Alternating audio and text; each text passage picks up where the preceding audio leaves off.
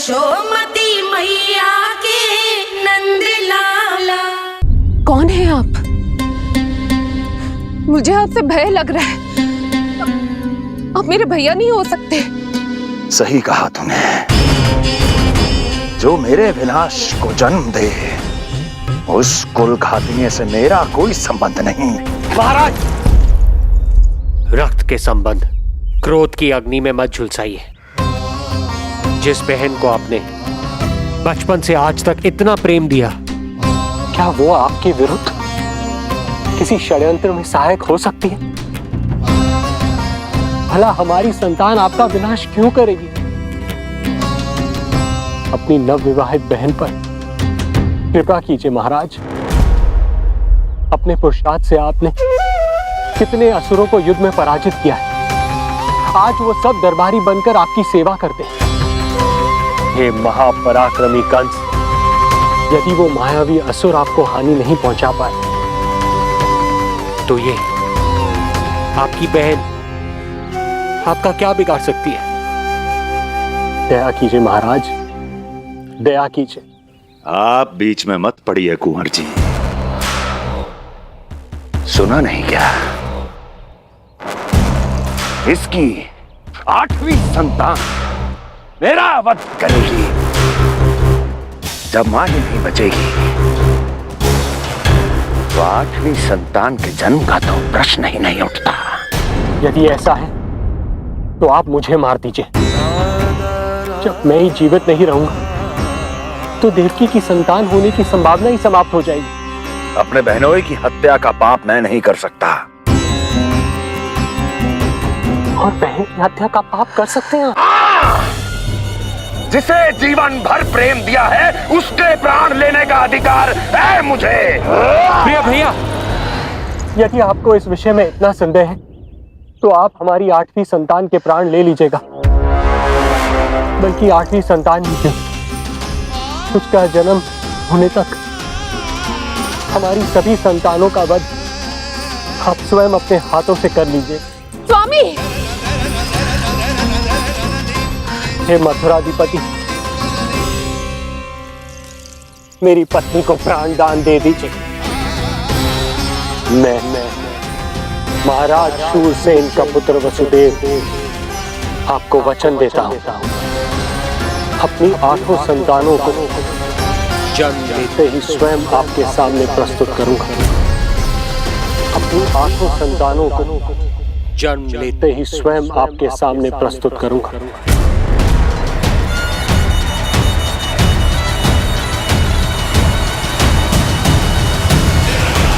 बधाई हो कुंवर जी।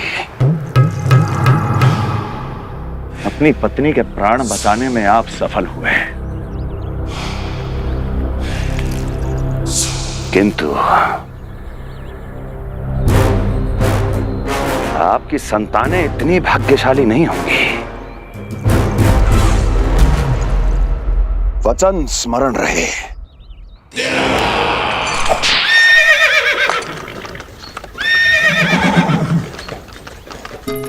इस तरह रक्त की प्यासी कंस की तलवार की छाया में देवकी और वसुदेव का वैवाहिक जीवन प्रारंभ हुआ। जब कंस की निर्ममता और वसुदेव के वचन का ये दुखद समाचार गोकुल पहुंचा तो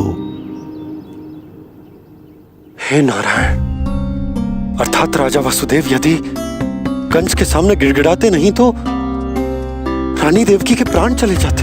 हाँ नंदराज, और अब वो दोनों कंस के महल में हैं, किंतु वो महल भी उनके लिए किसी बंदी गृह से कम नहीं है।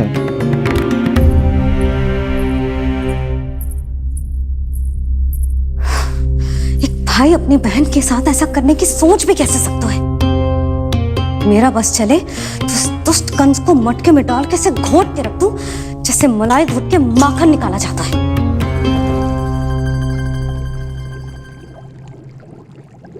ना, माखन ना, जे कंस तो कीड़ा है। इसे तो पटक पटक के ऐसे मारना चाहिए जैसे कीड़ा निकालने के लिए धान के गट्ठर को पटका जाता है।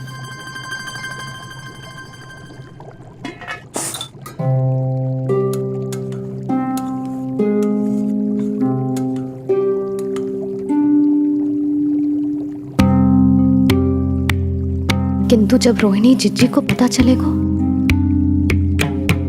तो वो तो अपने आप को ही दोष देंगे, क्योंकि बालक ना होने के कारण उन्होंने ही वसुदेव जी को राजकुमारी देवकी के साथ दूसरा विवाह करने पर विवश किया था। हे ईश्वर, जिस सुख के लिए रोहिणी जिज्जी ने पत्नी जीवन का सबसे बड़ा त्याग किया था, जब उन्हें पता चलेगा कि वही सुख उस क्रूर कंस ने छीन के मटिया मेट कर दिया है, तो कितना कष्ट पहुंचेगा।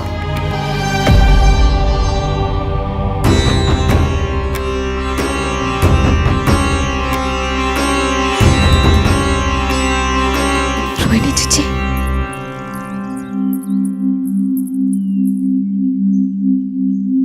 गोप नरेश, कृपया मुझे अपने भैया के पास ले चलिए।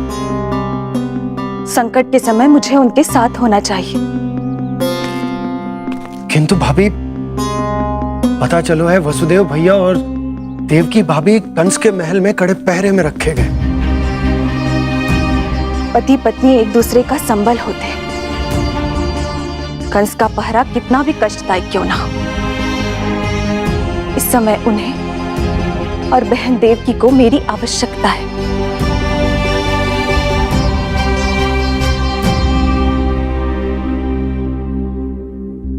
ये मेरी विवशता है। ये यादव कुलदीपक होकर भी आपको इस महल में बंदियों की तरह रहना पड़ रहा है, और मैं कुछ कर भी नहीं पा रही। काश आपने मुझसे विवाह ही ना किया होता। तो क्या मैं अपने भाग्य से भाग पाता देवकी? पूर्व जन्म के कर्मों के फलस्वरूप जो हमारी नियति में लिखा है वो तो हमें भोगना ही है। श्री हरि क्या करते हैं, कब और क्यों करते हैं, ये दुख हमारे जीवन में किस उद्देश्य से आए हैं, इन रहस्यों का पता लगा पाना हम मानवों के लिए संभव नहीं है देवकी।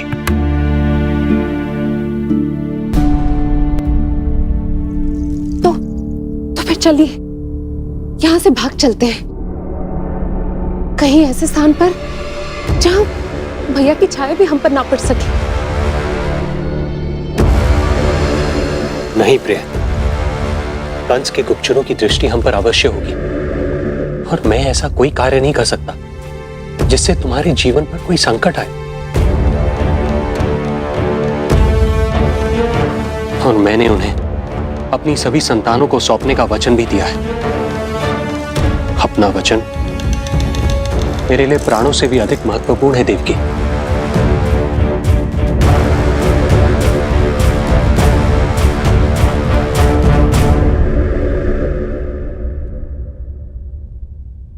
राजन, राजकुमारी, गोकुल से रानी रोहिणी और गोपराज नंद पधारे हैं।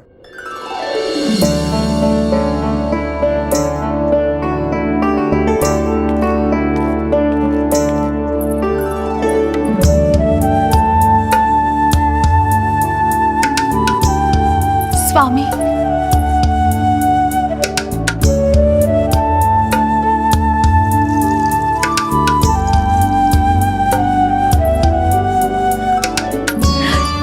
बहन, दीदी,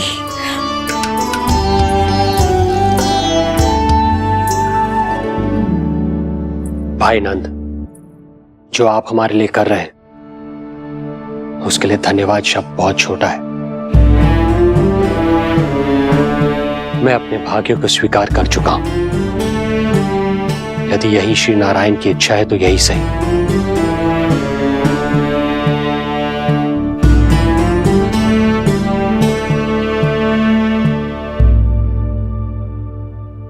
भाई नंद, इस समय मथुरा का वातावरण अनुकूल नहीं है, आपको जाना चाहिए।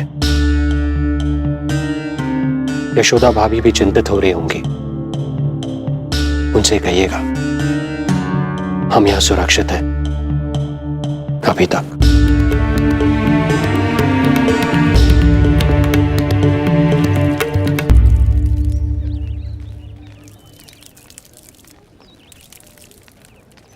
वसुदेव भैया का भाग्य पर भरोसा दिख। वे अपनी संतानों को कंस को अवश्य सौंपेंगे। हे ईश्वर, इतना कठोर वचन, जब इसे निभाने का कठिन समय आएगा तो कैसा अनुभव करेंगे वे? उनका हृदय तो चकनाचूर हो जाएगा।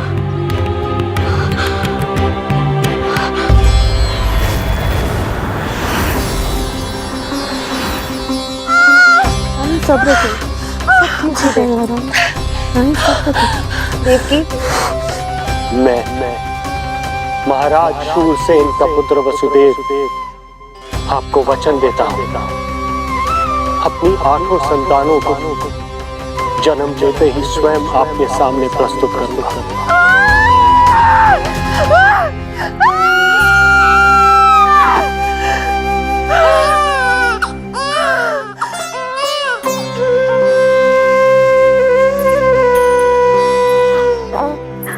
बधाई हो स्वामी, आपको पुत्र रत्न प्राप्त हुआ है।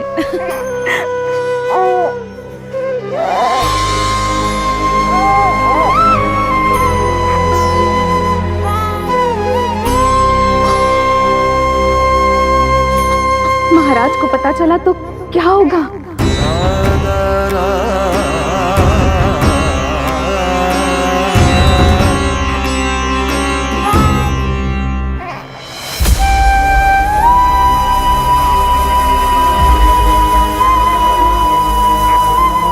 अपने पुत्र को इन हाथों में थामना। कितने वर्षों से इस पल की प्रतीक्षा कर रहा था मैं, और आज जब यह पल आया है, मेरी आंखों में दुख के आंसू हैं। एक पिता जब प्रथम बार अपनी संतान को गोद में उठाता है तो सबसे पहले यह सोचता है कि उसे क्या नाम दूं, उसका सुनहरा भविष्य कैसे सुनिश्चित करे। किंतु मैं वो भाग्यहीन पिता हूं जो अपने पुत्र का भविष्य मृत्यु के अंधकार में डुबोने जा रहा है। मैं इसे नाम देकर क्या करूंगा?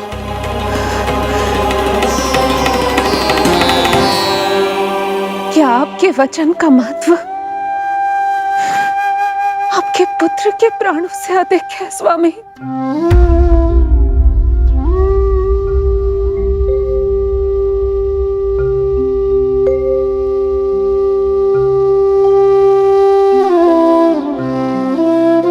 श्री नारायण का दूसरा नाम सत्य होता है देवकी। तुम ही कहो, मैं श्री नारायण से विमुख कैसे हो जाऊं? मुझे अपना वचन निभाना ही होगा। हृदय के टुकड़े टुकड़े क्यों ना हो जाए, मुझे इसे कंस तक ले जाना ही होगा।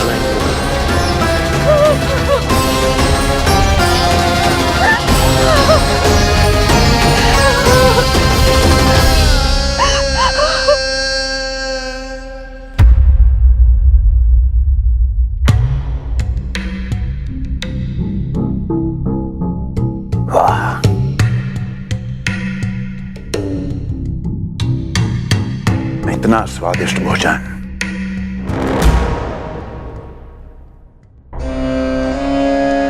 किसी विशेष इच्छा की पूर्ति के लिए मुझे सम्मोहित तो नहीं करना चाहती? मुझे पति के रूप में प्राप्त कर तो चुकी हो, अब प्राप्त करने को क्या क्या बचा है? प्राप्ति मैं प्राप्ति नहीं, अस्थि हूं स्वामी। प्राप्ति तो छुई मुई बनकर वहां खड़ी है। आप सदैव अपने विषय में ही सोचते हैं, कभी मेरे ओर भी निहारा कीजिए, तभी तो मेरा नाम सही से स्मरण होगा आपको।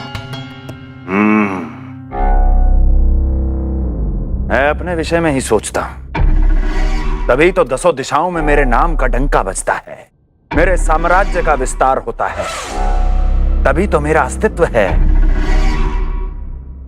अस्थि स्मरण रहे, तुम हो क्योंकि मैं हूं।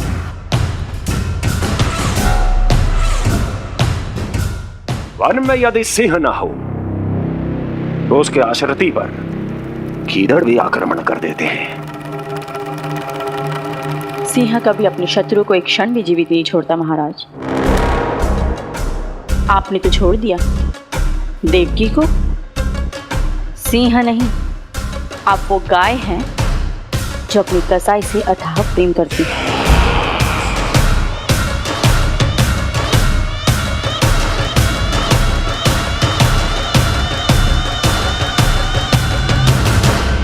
सभी संतानों को जन्म लेते ही मेरे पास लेकर आएगा, ये वचन दिया है वसुदेव ने मुझे।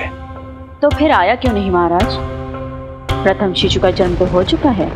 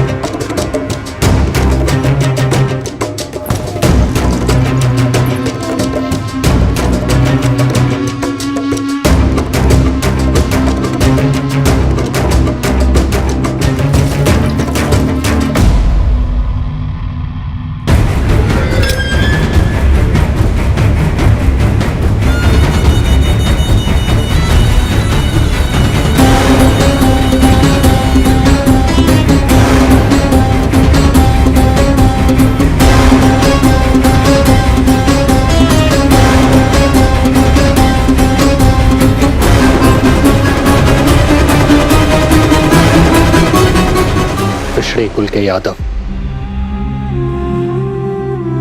अपना वचन मिथ्या नहीं होने देते महाराज।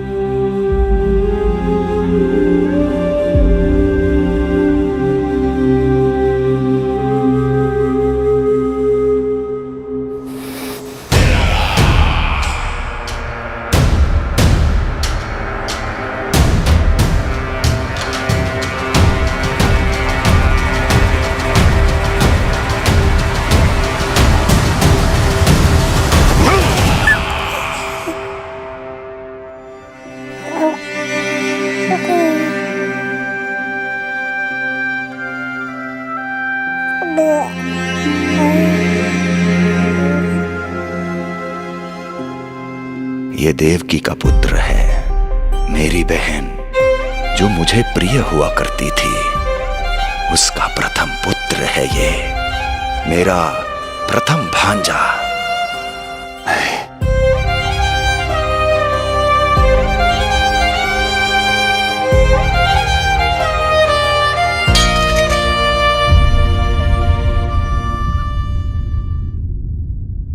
इसे वापस ले जाइए कुंवर जी।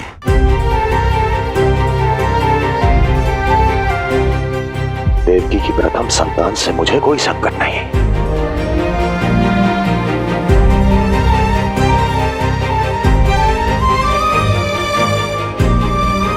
और आपको क्या लगता है कुंवर जी कि मैं कोई राक्षस हूं क्या?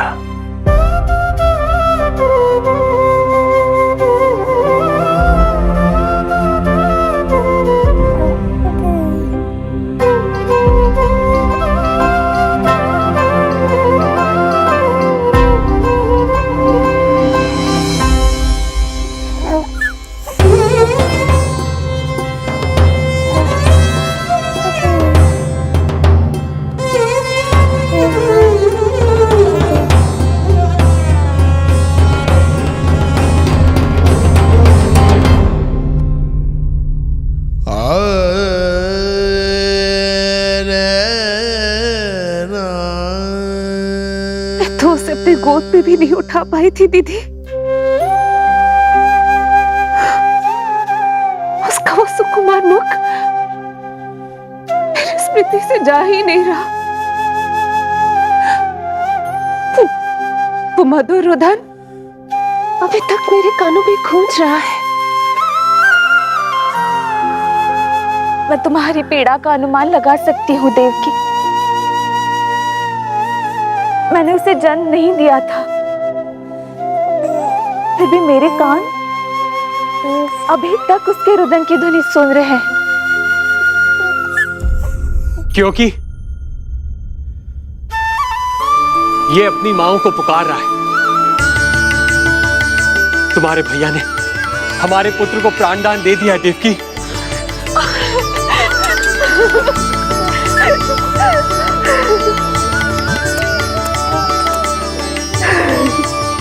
स्वामी, अब अपने पुत्र का नामकरण कीजिए। इसे ऐसा नाम दीजिए कि इसका भविष्य यश और कीर्ति से परिपूर्ण हो।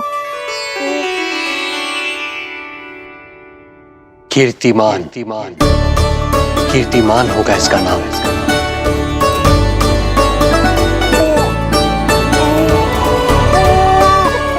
कीर्तिमान।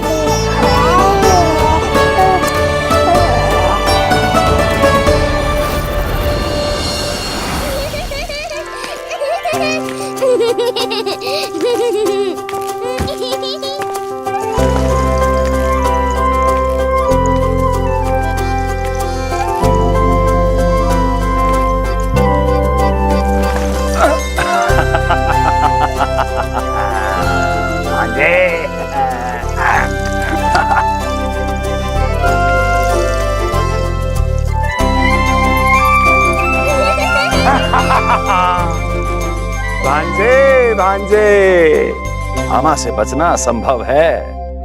मामा जी, आपकी भुजाओं में कितना बल है, मुझे पीड़ा हो रही है। मेरा दूसरा हाथ पकड़ लीजिए। तुझे पीड़ा हो रही है? ये ले।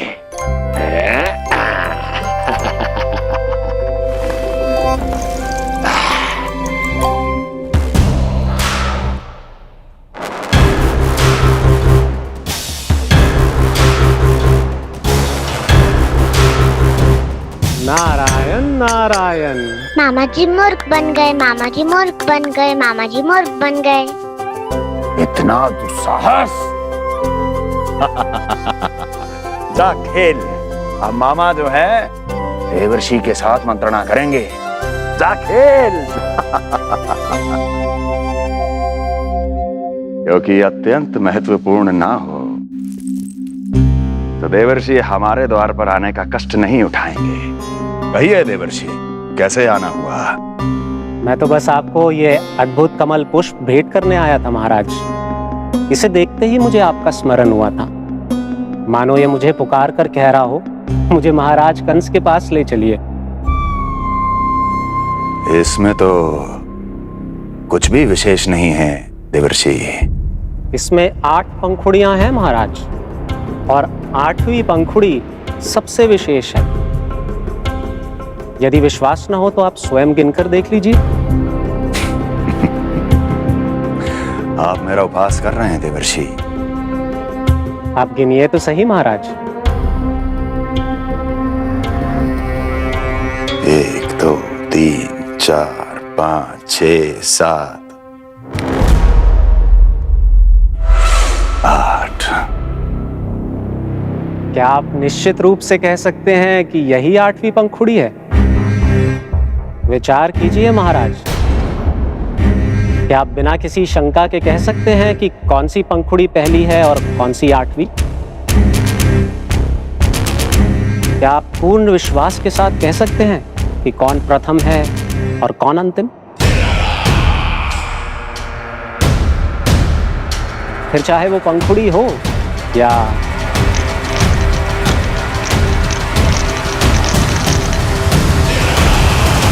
सावधान करने के लिए धन्यवाद देवर्षि। कंस के साथ धोखा करने वाले को अति भीषण दंड मिलेगा। भविष्य में ऐसी कल्पना मात्र से ही मेरे शत्रु भय से कांप उठेंगे। मथुरा नरेश, मैं तो मात्र पंखुड़ियों की बात कर रहा था। यदि आपने कुछ और समझ लिया है तो उसका उत्तरदायित्व मेरा नहीं है। नारायण नारायण।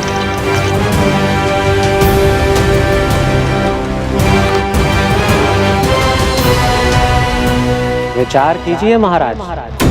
क्या आप बिना किसी शंका के कह सकते हैं कि कौन सी पंखुड़ी पहली है और कौन सी आठवीं? क्या आप पूर्ण विश्वास के साथ कह सकते हैं कि कौन प्रथम है और कौन अंतिम? फिर चाहे वो पंखुड़ी हो या... मामा जी मूर्ख बन गए, मामा जी मूर्ख बन गए, मामा जी मूर्ख बन गए, मामा जी मूर्ख बन गए।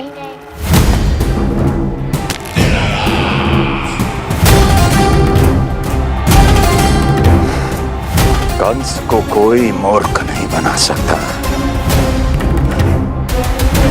कीर्तिमान। जी मामा जी। क्रोध काम लोभ मद मोह मत्सर, क्रोध काम लोभ मद मोह मत्सर, क्रोध काम लोभ। मामा जी मुझे दर्द हो रहा है। मद मोह मत्सर, क्रोध काम लोभ मद मोह मत्सर। स्वामी, ये कीर्तिमान के लिए कैसा लग रहा है? ये लीजिए स्वामी।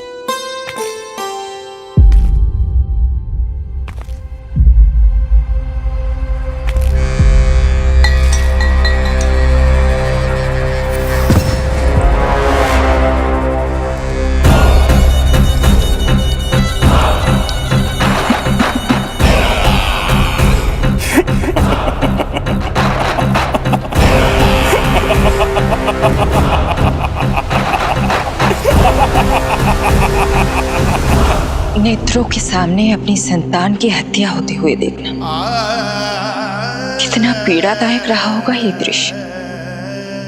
किंतु प्रभु, यदि देवर्षि नारद कंस के हृदय में संदेह का बीज न बोते तो कंस ऐसा कभी नहीं करता। तो फिर उसे उकसाए ही क्यों देवर्षि ने? आप भूल गए देवराज, समस्त संसार में जो भी होता है मेरी इच्छा अनुसार ही होता है। यही प्रश्न नारद ने भी मुझसे पूछा था।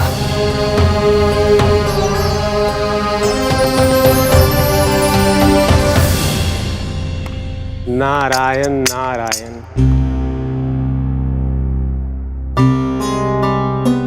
छोटे से बालक की इतनी निर्मम हत्या और माध्यम बना मैं। प्रभु, ये कैसी लीला है आपकी? अभी तो देवकी की 5 और संतानों की हत्या होना शेष है नारद। अब से कंस शिशुओं के जन्म लेते ही उनकी हत्या कर देगा। यदि जन्म के तुरंत बाद ही मृत्यु होनी है तो जन्म का लाभ ही क्या है प्रभु? यही विधि का विधान है नारद। कीर्तिमान और शेष 5 बच्चे श्रापग्रस्त हैं। जन्म के कर्मों के अनुसार अल्पायु होना उनकी नियति है।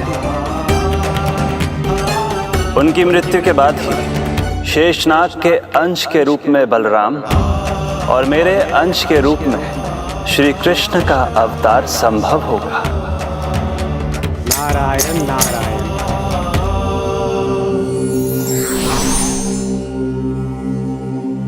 देवकी के पुत्र एक के बाद एक जन्म लेते रहे और उनकी हत्या कर कंस अपने पापों की संख्या में वृद्धि करता रहा। नहीं, मत मारो मेरा पुत्र, मेरा पुत्र।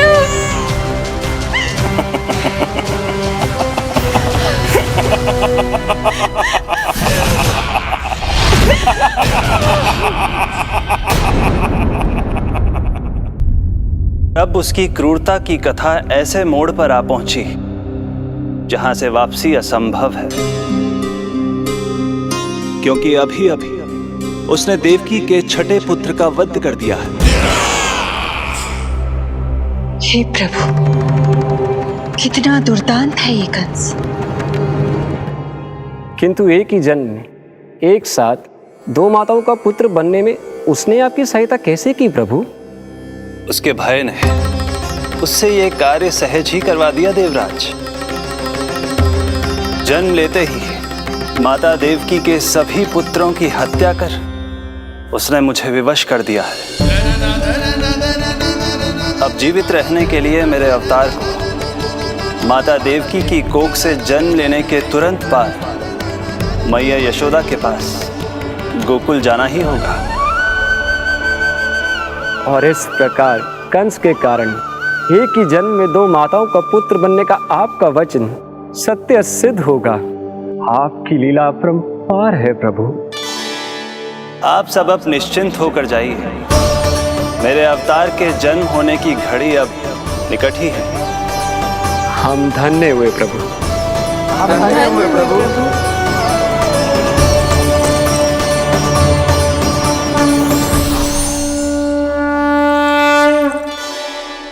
मुझे तो अभी से मैया यशोदा के साथ आपको खेलते हुए देखने की उत्सुकता हो रही है। उनकी प्रवृत्ति कितनी निराली है। क्रोध ना करो तो क्या करूं? देखिए इसकी सतानी, फिर चला गया सुलक्षणा के बगीचे में फूल खाने। और आपको तो पता है ना सुलक्षणा का, इतनी सी त्रुटि हो जाए पूरे गांव में बखान करने में कोई कमी ना रखती। और जे की अरे जब ग्वालिनों को पता चलेगा तो क्या कहेंगी? यही ना कि जसोदा अपने बच्चे को खाना ना देती, भूखा रखे है। सुनो जी, मैं तो कहती हूँ अब ब्याह करा देते इसका। अब वो ही ध्यान रखेगी इसका। केवल पत्नी सुधार सकती है तुझे। तुम इसके बारे में बात कर रही हो कि मेरे बारे में? नहीं, वैसे सारे गोकुल वाले यही कहते हैं कि हमारे घर पर तुम्हारा ही राज चलता है। हे नारायण, ये परिहास की बात है क्या? मैं इतना दबा के रखती हूँ क्या आपको? यशोदा, हास की बात थी। रामू के कारण मुंह से निकल गई। तुझसे तो मैं बात ही ना करूंगी। कर अपने मन की।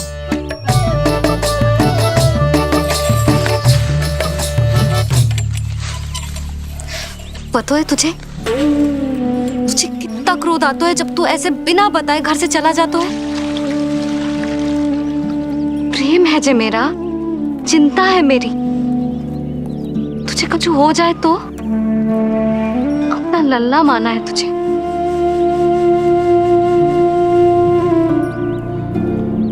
मेरे भाग्य में तो मां बनना लिखो ही ना है।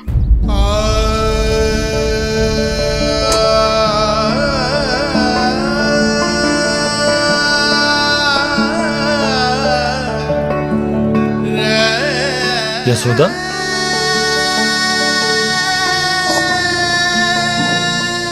आपको पता है, जब मैं छोटी थी इसके जैसी चंचल थी। गांव वाले कहते थे एक बार बड़ी हो जाएगी अपने आप ठहराव आ जाएगा। ना आयो। फिर बड़े बूढ़े कहने लगे चिंता की कछु बात ना है, एक बार शादी हो जाएगी सब ठीक हो जाएगा। ना हुआ। फिर सबन ने कही एक बार बालक हो जाने दो, गोद भर जाएगी अपने आप परिपक्व हो जाएगी। पर गोद तो भरी ना मेरी। बालक तो हुआ ही ना। उस पर जब जे भी भाग जाता है तो मुझे रह रह के यही स्मरण होता है कि कमी मुझ में ही है। मैं ही किसी बात का ध्यान न रख पाती। संभव है यही कारण से नारायण ने बालक ना दियो मुझे। यदि देते तो बहुत बुरी मैया बनती मैं। यशोदा, क्या होगा तुम्हें? कहाँ की बात कहाँ लेकर जा रही हो तुम?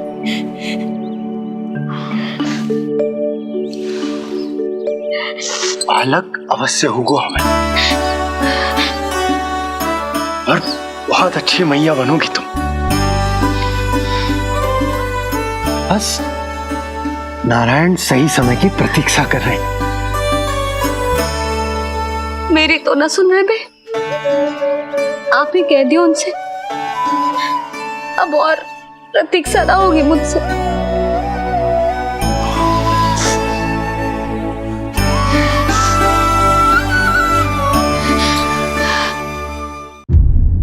प्रतीक्षा तो अब मुझसे भी नहीं हो रही मैया। तो फिर मैया की इच्छा पूरी कीजिए प्रभु। जिस क्षण की प्रतीक्षा मुझे इतने वर्षों से थी, बस अब वो निकट है। किंतु प्रभु, आपको तो माता देवकी का 8वां पुत्र बनकर जन्म लेना है, तो फिर 7वां पुत्र? धीरज रखिए, धीरज। आपको तो ज्ञात ही है, मेरे यहां देर है, अंधेर नहीं। मैं यहाँ तुम दोनों पर आश्रित हूँ यशोदा। भोजन, सुरक्षा, परिवार का अपनापन सब कुछ दिया है तुमने मुझे, किंतु मेरा दुख मुझे एक क्षण भी चैन लेने नहीं देता। मेरे स्वामी और बहन देवकी कितने ही वर्षों से कंस की काल कोठरी में बंदी है। दिन रात नियति के शाप को सहन करने के अतिरिक्त और कोई उपाय नहीं है उनके पास। ऐसे में मैं सुख की सांस कैसे लूं? कीर्तिमान की हत्या के बाद मेरी सुरक्षा के लिए मेरे स्वामी ने मुझे यहाँ भिजवा दिया, चुपचाप। किंतु मेरा हृदय तो वही छूट गया यशोदा। इससे तो अच्छा होता कि मैं भी उसी कारागार में होती, मेरे स्वामी और बहन देवकी का दुख तो साझा कर पाती। अपनी 6 संतानों को कंस के हाथों मृत्यु के गोद में जाते देखा है उन्होंने। अब तो मुझे उस क्षण की कल्पना से भी डर लगने लगा है, जब देवकी अपने 7वें पुत्र को अपने गर्भ में धारण करेगी। भय से भविष्य नहीं टलता, होनी होकर ही रहती है। समय बीता और देवकी के गर्भ में 7वें पुत्र का आगमन हुआ। क्या इसका भी भविष्य वही होगा जिसके भाइयों का हुआ था? इस बंदी गृह की दीवारें, प्रत्येक ईंट, प्रत्येक पत्थर, यहां तक कि यहां की वायु भी उस कंस की बंदी है। अब तक तो उसे सूचना भी मिल चुकी होगी। वो निर्दयी, क्रूर प्रतीक्षा कर रहा होगा कि कब तुम्हें प्रसव हो और कब उसकी तलवार हमारे नन्हे शिशु, हमारी 7वीं संतान का रक्त पिए।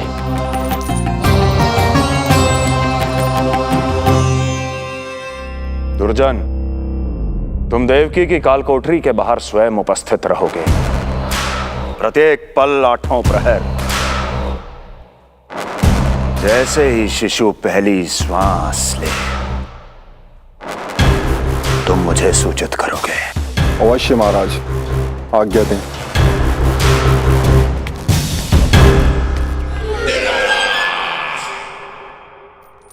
कुछ कीजिए स्वामी, कुछ कीजिए। मैं नहीं चाहती कि ये अपनी प्रथम श्वास इस बंदी गृह में ले। देवकी, विवशता से मेरा कलेजा भी फटा जा रहा है, किंतु इस काल कोठरी में बंद मैं कर ही क्या सकता हूं? किंतु इस सृष्टि के पालनहार, जगत के नियंता श्री हरि तो कर सकते हैं, तो फिर क्यों नहीं करते वो कुछ ऐसा कि कम से कम मेरी इस संतान का अंत उतना दुखद ना हो जैसा अन्य संतानों का हुआ था। क्यों नहीं करते वो कुछ? अरे क्यों नहीं करते? बताइए ना स्वामी, क्यों नहीं करते वो? क्यों नहीं करते? जो देवी भविष्य में मेरी मां बनने वाली है, उनकी करुणा भरी पुकार को मैं व्यर्थ कैसे जाने दे सकता हूं? कंस के राक्षस तत्व के अंत के लिए ऐसी माया की आवश्यकता है जो मेरी लीलाओं को क्रियान्वित भी कर दे और उसे भनक भी ना पड़े। ऐसी क्षमता और माया किसके पास है प्रभु?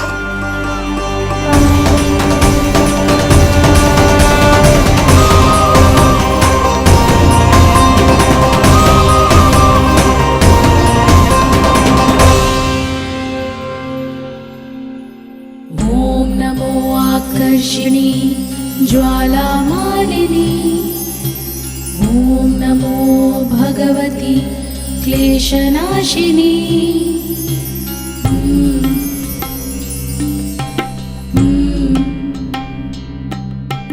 ओम नमो योगमाये सर्वमोहिनी।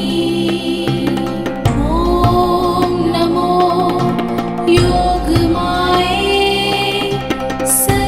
आज्ञा दीजिए प्रभु। माता देवकी का गर्भपात करके उस संतान को रानी रोहिणी के गर्भ में स्थापित कीजिए देवी।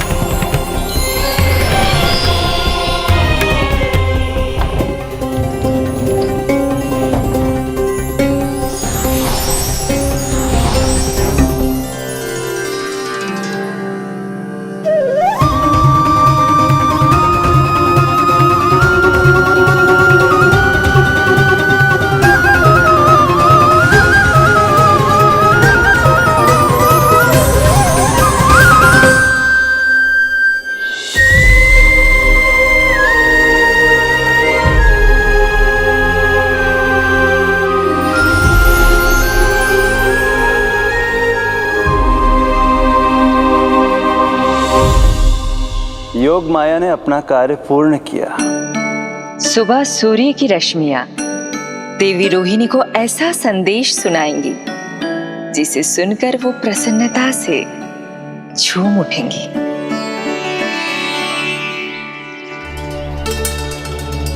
यादव कुल के नए राजकुमार के आगमन पर बहुत बहुत शुभकामनाएं रानी।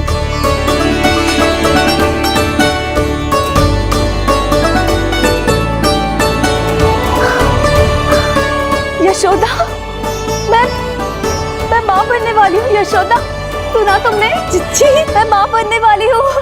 मैं माँ बनने वाली हूँ यशोदा। मैं अरे संभाल के जीजी चिकार कर रही हो। बधाई हो चिच्ची, बधाई हो, बहुत बहुत बधाई हो।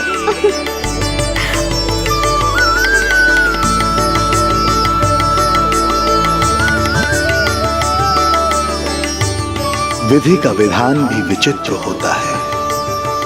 रोहिणी जिनका ये पुत्र नहीं है वो प्रसन्न है, किंतु देवकी जिनका ये पुत्र है वो व्याकुल है।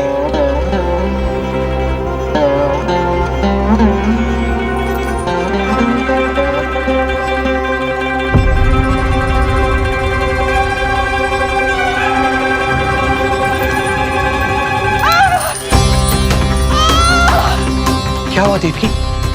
तुम ठीक तो हो? स्वामी, स्वामी मेरा पुत्र, स्वामी हमारा पुत्र चला गया। स्वामी हमारा पुत्र चला गया।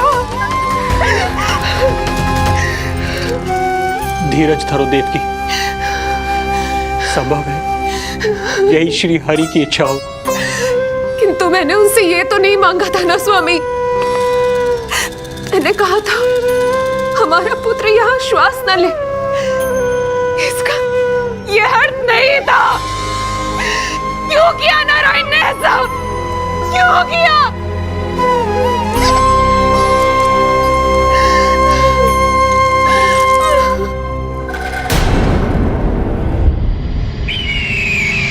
तो ये सत्य है महाराज, राजकुमारी देवकी का गर्भपात हो गया है। बच गया वो शिशु। किंतु यदि मेरे हाथों उसकी मृत्यु होती तो अधिक कष्ट होता उसे। सुख में समय पंख लगाकर उड़ता है। शीघ्र ही रोहिणी के प्रसव का दिन आ पहुंचा और उसने एक स्वस्थ और सुंदर बालक को जन्म दिया।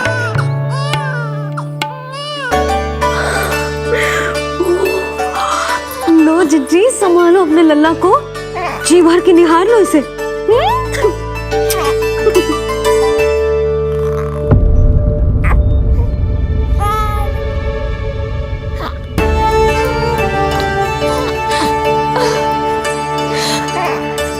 मेरा पुत्र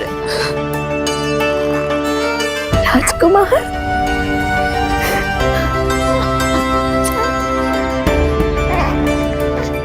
अच्छा जीजी, मैं तनिक इनको भी सूचना देकर आती हूँ। वसुदेव भैया तक भी तो जी शुभ समाचार पहुंचानो है। राजकुमार कौन है? हाँ, गोकुल का राजकुमार है। हाँ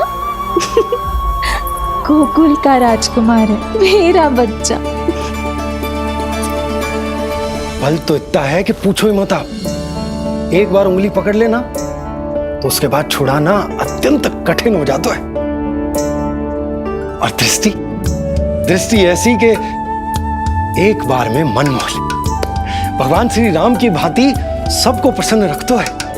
बस तो फिर उसका नाम बल राम रखना। तो फिर उसका नाम बल राम रखना। देवकी, बधाई हो, तुम छोटी मां बन गई। भैया, आप दोनों कछु चिंता न करियो। बलराम का लालन पालन मेरा उत्तरदायित्व है। उसे कछु कमी ना होने दूंगा मैं।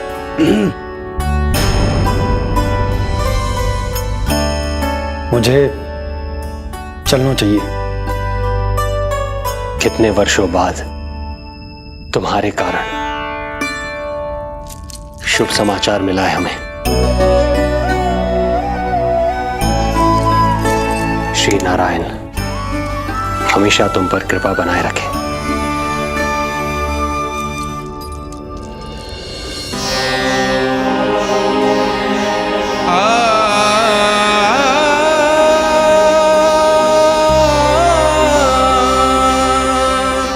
आपको बहुत बहुत बधाई हो स्वामी।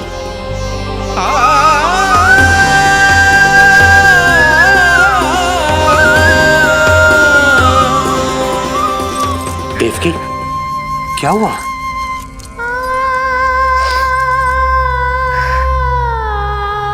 कुछ नहीं। रोहिणी दीदी ने हमको वो सुख दे दिया जो मैं कभी ना दे सकी। उन्होंने आपको संतान दे दी, किंतु मैं देवकी,